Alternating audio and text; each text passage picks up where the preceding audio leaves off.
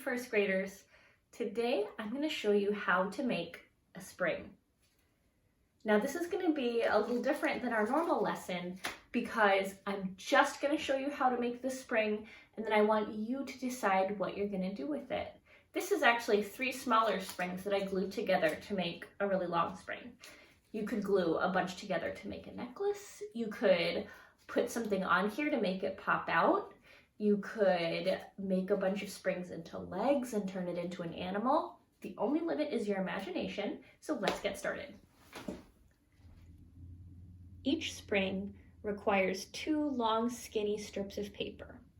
So I'm just going to cut out 2 for my example, but you can do however many you need for your project. So I'm using a ruler to make my strip. You can use a ruler or you can even just fold your paper into a fan and cut along the creases.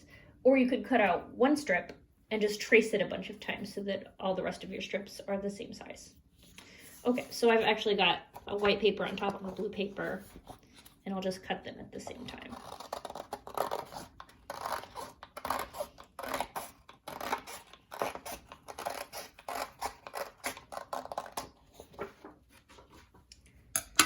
Okay, so now that I've got my 2 strips, I'm going to need to put a dot of glue at the bottom of 1 strip, just a little teeny tiny itty bitty baby miniature dot.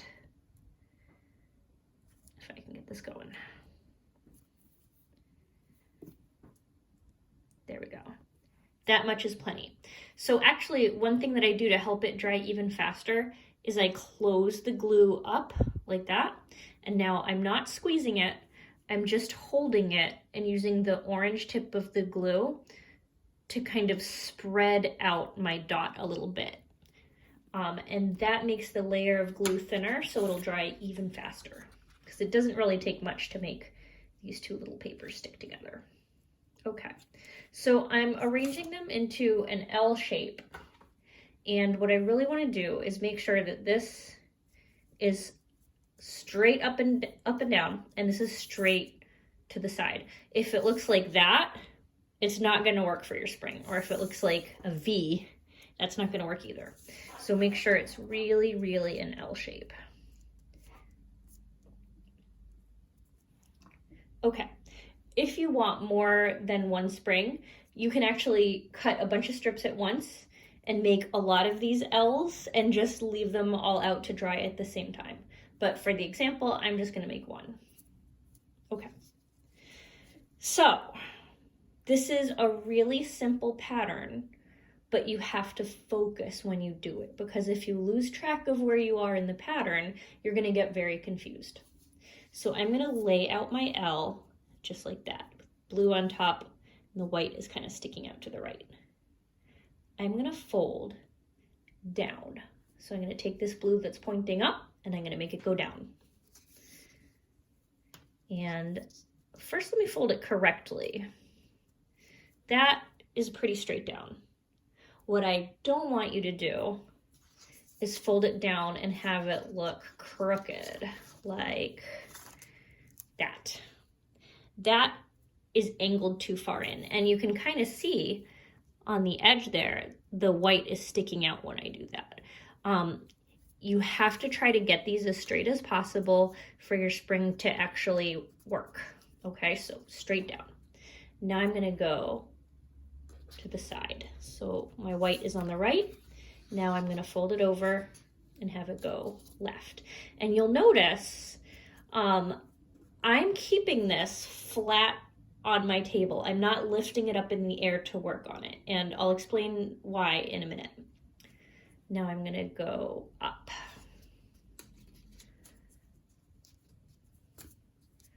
Over.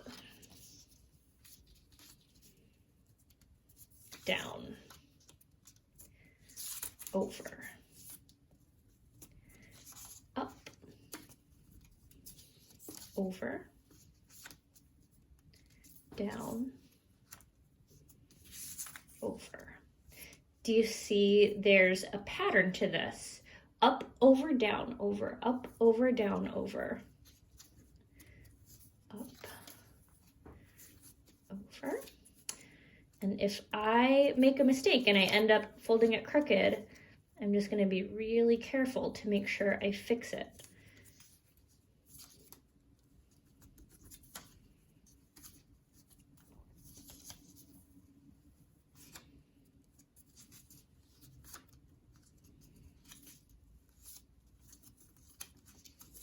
Okay. So when I pick this up, this isn't glued down, so I'm going to be careful. But you should have a spring that looks kind of like that. It should be pretty bouncy. If you'll notice, this paper at the end is kind of sticking out. That's really common. Don't worry if it happens to you. It happens to me all the time. Just take your scissors and trim off the extra, like that. Okay, so I wanted to explain why it was really important for you to keep that L shape flat on your table while you're folding it and not lifting it up in the air. And the reason is a really common problem with these springs is sometimes it's easy to get distracted, and instead of folding over and then stopping and going down, sometimes you fold over and then under, and it wraps around like that. And then maybe you're not distracted anymore and you do over. But now, when I try to open this, I can't because this white paper is holding it shut. If you keep your paper flat while you fold, you're not going to be able to accidentally go under. So if you've been folding springs for a while and you're really familiar with the pattern, then it's okay to fold in the air. But when you're learning, keep it flat so that you don't accidentally wrap your paper around.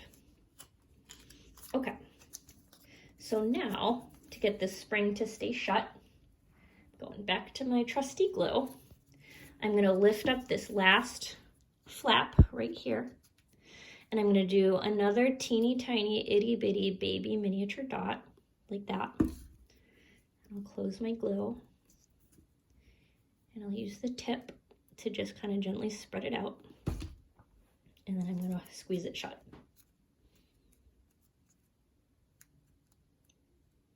Okay, so this is how big one strip is.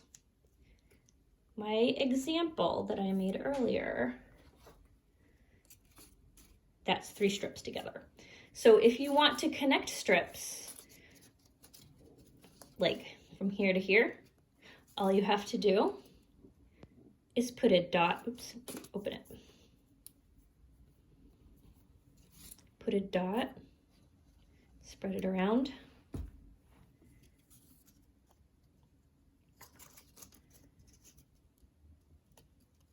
Stick that right on top.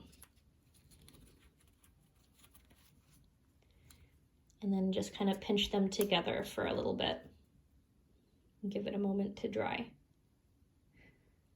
If you don't have any white glue like this, a glue stick is okay. A stapler is okay, although it will keep your spring from going totally flat like this. I would not recommend tape just because the paper gets pulled on a little bit, and I've found that it tends to pull the tape out. So what you do with your spring is completely up to you. Please send me a picture of what you make because I love seeing kids' different ideas. All right, there's my mega spring. I hope you guys have fun, and I'll have a new lesson for you next week. Bye.